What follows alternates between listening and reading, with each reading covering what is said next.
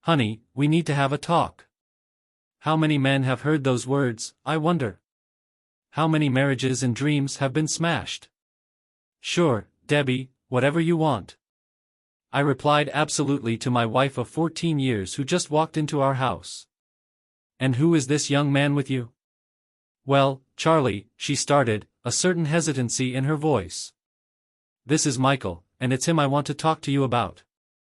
I looked up at the pair of them from where I was sitting, observing my pretty 36-year-old wife, and the rather good-looking man with her who couldn't have been more than 23 or so. Didn't look or sound so good, did it? Debbie had a very serious look on her face. But this Michael character was smiling. Or would you call that a smirk? It didn't really matter too much, but for sure he was looking pretty pleased with himself. By the sounds of it, maybe he had reason to. What about Michael then? I questioned Debbie. Debbie swallowed and coughed to cover her nervousness. Charlie, you must be aware that sex between us hasn't been too good of late? I don't know how you could say such a thing, Debbie. I pleaded. Come on now, Charlie, honey. She plunged on. You know as well as I do that our sexual relations have not been very exciting lately. Not very exciting, I queried. What do you mean by not very exciting? What I mean, honey, is that maybe you haven't been giving me everything that I need. How would you know that, Debbie? I demanded. Since you haven't deigned to have sex with me for the last 6 weeks. I don't see how you can claim they haven't been very good. My wife at least had the decency to look a little uncomfortable and looked up at Michael for moral support. Look, Charlie, broken Michael. What Debbie's trying to say is, I don't know you, young man. I interrupted him. And you don't know me. If you wish to talk to me, then don't call me Charlie. It's Mr. Martin to you. Michael stood there fuming, his face turning an interesting shade of red. He knew I'd got the better of him on that one, so that was 1-0 to me.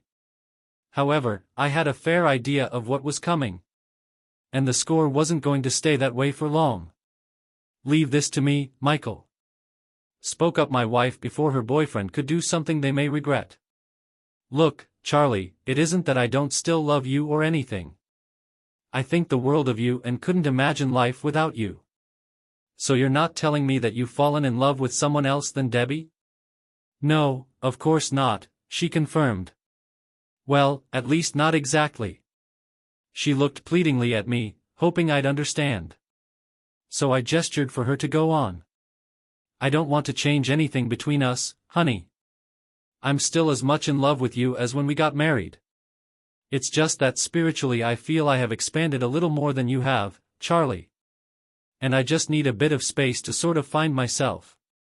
She stopped again, smiling at me, hoping that I'd go along with her.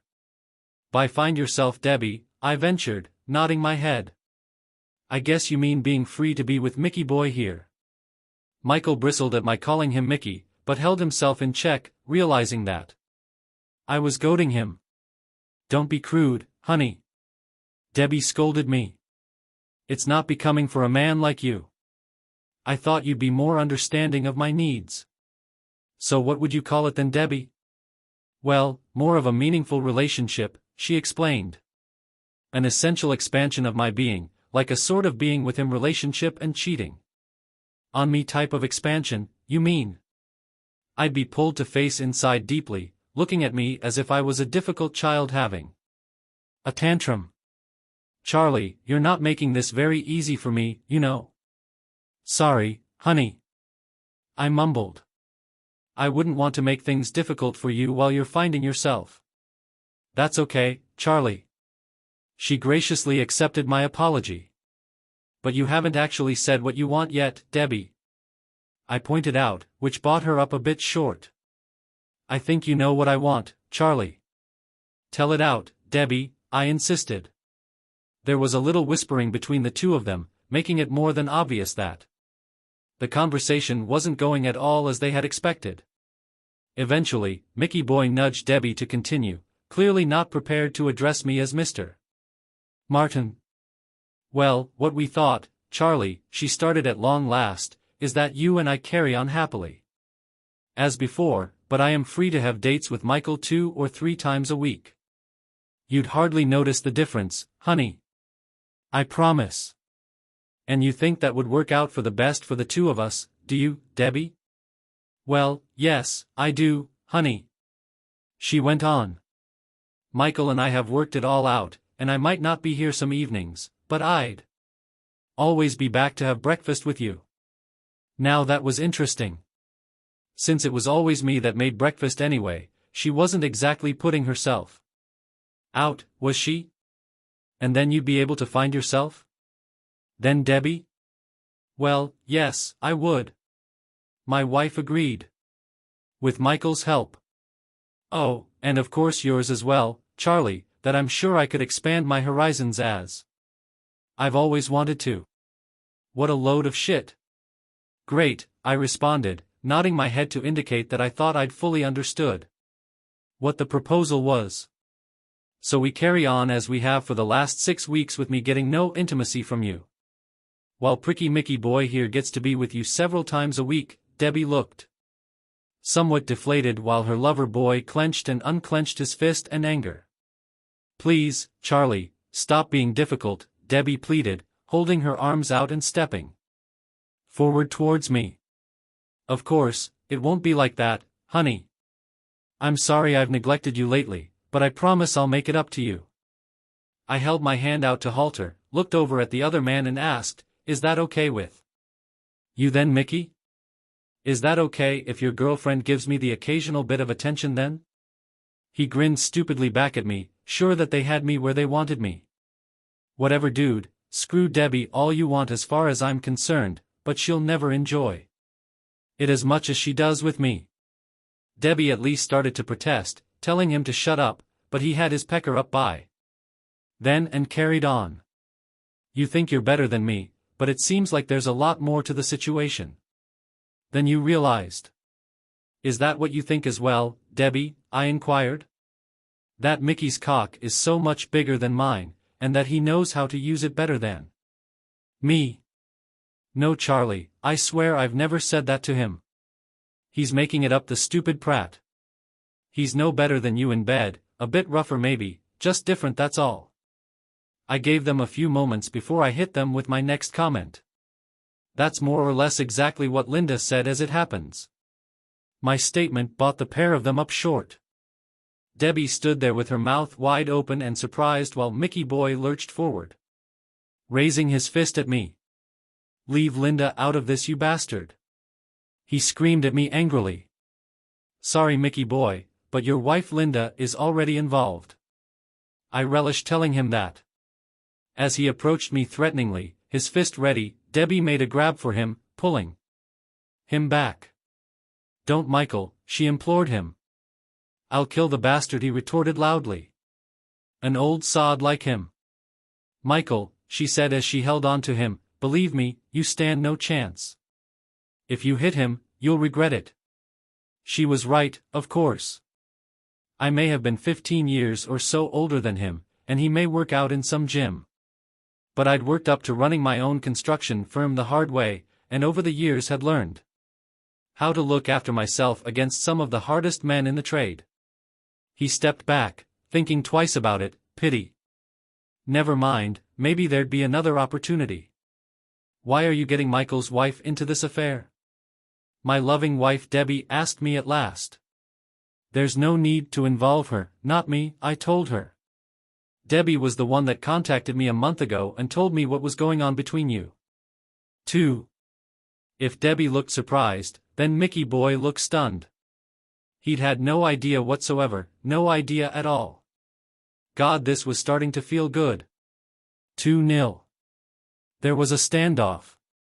We all stared at one another, each of us waiting for someone else to say something. Again, it was Debbie that broke first. Are you confessing to me, Charlie, that you've actually had sex with Linda? If you mean have I been making love to her, I delighted in telling her. Then the answer is yes. It started as a revenge fuck for the two of us about 4 weeks ago, but I'm pleased to tell you that it's become a lot more than that. You're lying, you bastard.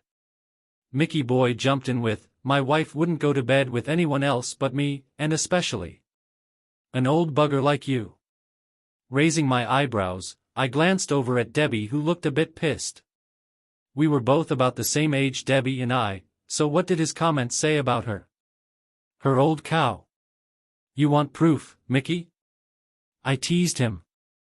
I can tell you details about her that might surprise you, but it's clear there's been more to her relationships than you knew.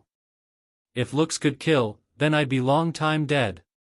At that moment he knew for sure that I'd not only seen his beautiful, attractive, 21-year-old wife in a personal way, but that I'd also been with her. I've never seen someone react so intensely to simple touches, I added, emphasizing my point. And well, let's just say she found joy in our time together, liar, he threw at me. Linda doesn't do that, not for you, sunshine. I delighted in taunting him, but I've persuaded her how much fun it can be. She loves it. You should have spent more time experimenting with her instead of doing my wife. I'm going, he shouted angrily, shoving Debbie's hand off them.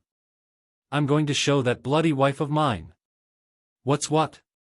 Hang on, Mickey. I called to him, taking a key from my pocket. Unless you've got a key like this, then you won't be able to get into the house. I've got my own key, you bloody idiot. He screamed bad-temperedly. Not like this one, you haven't, I informed him. We've had the locks to your house changed. Mickey visibly wilted. I enjoyed that, right? I'll be off then. I joyfully informed the pair of them, standing up for the first time. If you need me, then you know where I'll be. What about your things, Charlie? Debbie cried out, the first tears beginning to pour down her cheeks. You can't just walk out on me, honey. Oh, but I can, my dear, I informed her. And everything I want from this house is either already at Linda's house or packed up in my car. Maybe that'll leave you a bit of extra space to expand into, honey. Debbie looked hurriedly around the room we were in, and for the first time noticed a number of my personal things missing. He burst into tears and tried to rush into my arms, but I held her back, and calmly told her that she could keep the house and her car, and that my solicitor would be in touch with her about anything else. But how will I live, Charlie? She sobbed pitifully. You've got your part-time job, Debbie, I reminded her, and maybe Mickey here will support you, though it may not be so easy, since Linda's dad will be sacking him tomorrow morning. Coming to the front door, I looked back at the pair of them, noting the difference in their air of dejection compared to how full of confidence they have been just half an hour previously. By Mickey, I called out to him as I left the house. Nice to have met you. By Debbie, thanks for everything, and nice to have known you. 3-0. I didn't look back as I closed the door behind me, but as I walked down the path to my car, I could hear the pair of them shouting and screaming at one another. I knew that it would cost me $100,000 or so to get rid of Debbie, but it wasn't the first time she'd been unfaithful to me, and my feelings for her were dead. Besides, trading in a 36-year-old, even one still in quite good condition, plus $100,000 for a low-mileage 21-year-old model and pristine, beautiful condition seemed a good deal to me. The fact that she was an animal in bed seemed to have fallen head over heels in love with me, and her dad being a multimillionaire seemed to help quite a bit as well. What a laugh.